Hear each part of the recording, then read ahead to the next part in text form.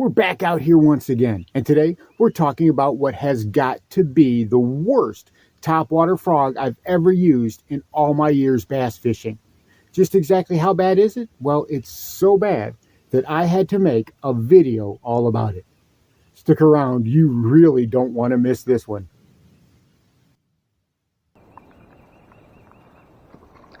Got him that time.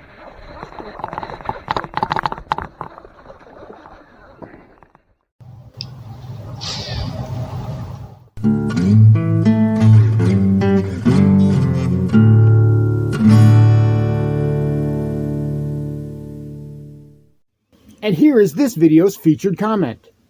Congratulations! If you would like to have a chance to have your comment featured in an upcoming video, all you've got to do is leave a comment. And now, on with the video.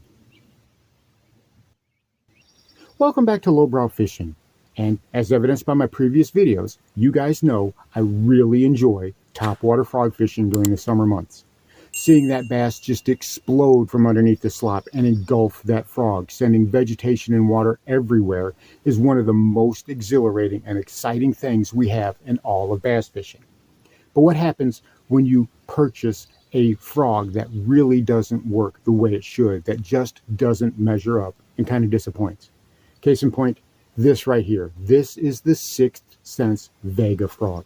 Now, I didn't know anything about this frog before I bought it. I'd never heard of it before. I like 6th Sense, so this is not a video hating on 6th Sense. That's why I got that frog, because it's a brand name that I trust. I've got plenty of their other products, such as the Divine Swim Jig, which has done great for me, and their crankbaits, such as the Crush and the Quake.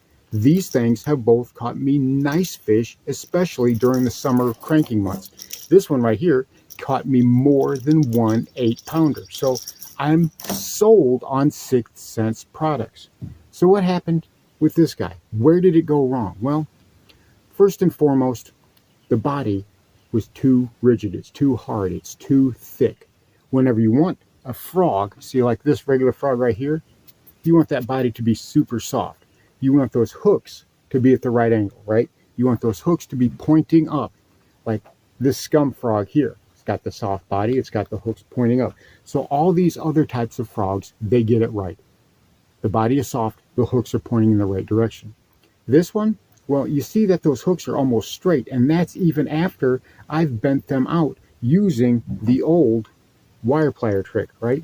Where you take your needle nose pliers and you grab it below the barb and you just bend that hook out a little bit.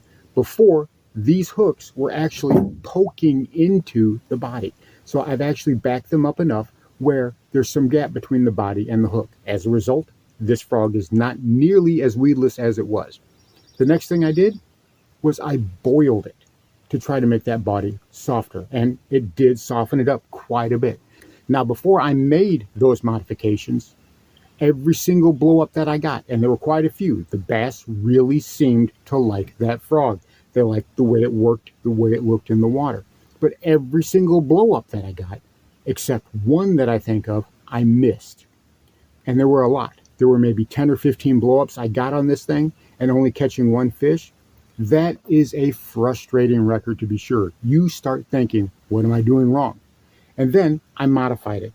As I said, I took the needle nose, I bent the hooks back, and I boiled it, made the body a lot softer. So I was going to try it again. I was going to take it out on the water and keep that rod in my hand just to see if I could get one good fish to stay hooked up with that, and maybe those mods would give it hope.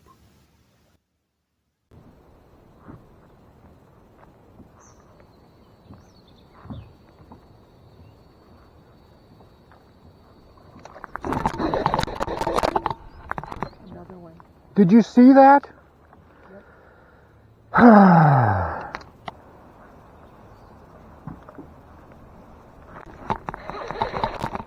Missed it again.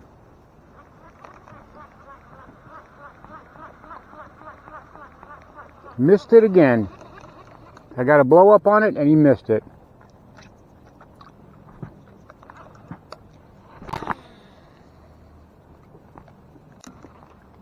I don't know how many that is, but that's a lot. I've never had this much problem trying to get a hook set on a frog.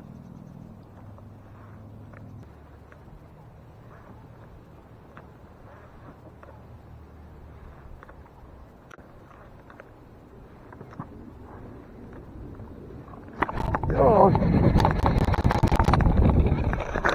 I missed him again. That's another one that I missed. That is another one. I really do not like this frog. So no dice. No matter what I did with that frog, no matter how I tried to modify this frog, hookup ratio is just so terrible. And you know, I looked it up online. Bass Pro, Tackle Warehouse, and various other places that have these in stock. It's actually reviewed very nicely. 4 and 5 stars. But there's a caveat. You have to look through those comments. And those comments are all littered with the same thing. Garbage hookup rate. The hookup rate on this is just absolutely pathetic. It's absolutely pitiful. And even after it's modified, a lot of guys are complaining and saying that this frog isn't really that good. So what happened, Sixth Sense?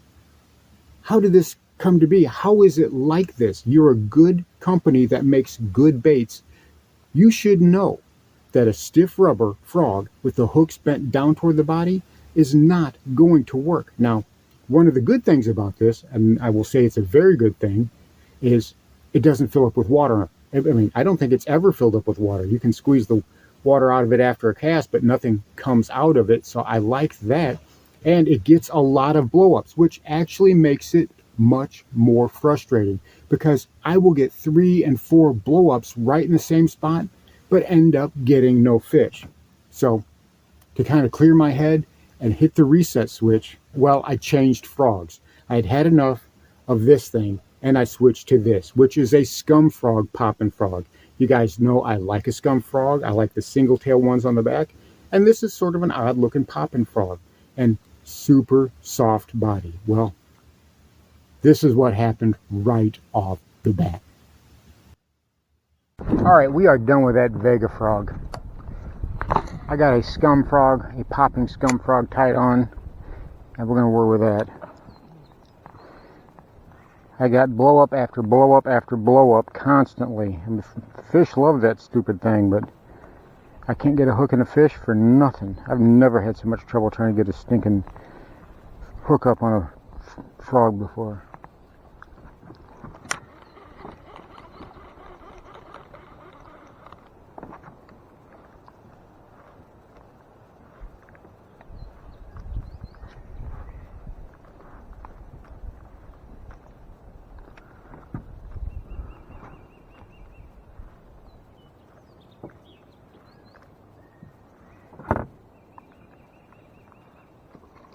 Got him that time.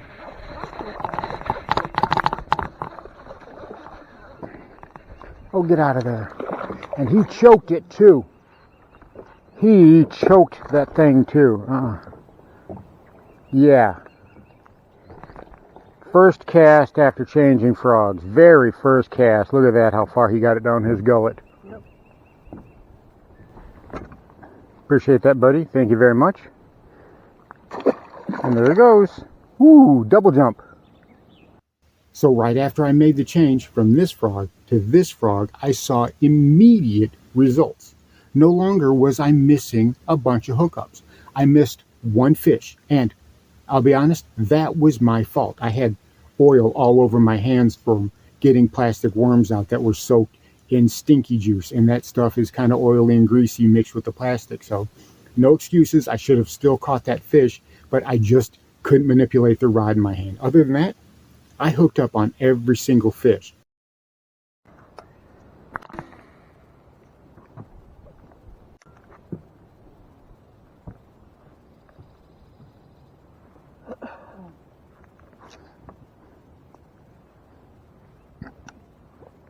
Got him. Yep. And look at that. Look how he choked that.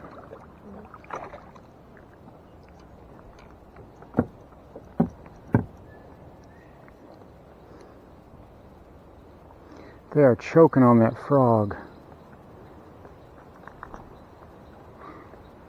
Choking on that frog. This one's not as big, but it's still plenty fun.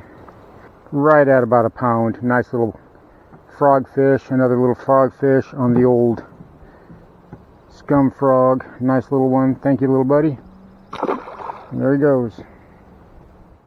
So I know in my heart now that it wasn't user error. And trust me, that was a hard time to get through. That was a hard thing to put behind me, because when you're missing so many fish, one right after the other, you begin to think, is it me? Do I really just suck at fishing?